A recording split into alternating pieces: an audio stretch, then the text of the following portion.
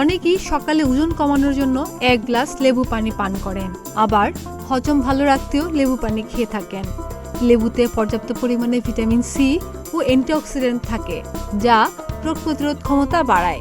শরীরের কোষকে ক্ষতিকর ফ্রি রেডিক্যাল থেকে রক্ষা করতেও সাহায্য করে লেবুর পানি।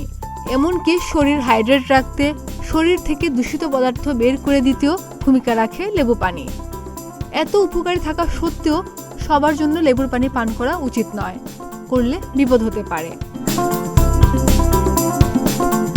চলুন জেনে নিই লেবু পানি কাদের খাওয়া মানা।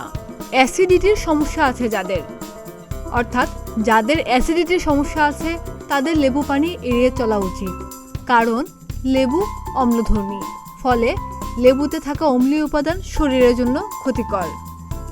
দাঁতের সমস্যায় লেবু পানি দাঁতে এনামেল ক্ষতিগ্রস্ত করে।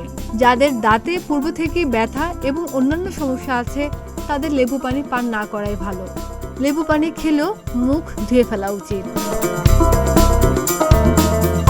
মাইগ্রেনের সমস্যায় যাদের মাইগ্রেনের সমস্যা আছে তাদের লেবু পানি না খাওয়াই ভালো, কারণ লেবু পানি মাইগ্রেনের ব্যথা বাড়িয়ে তোলে।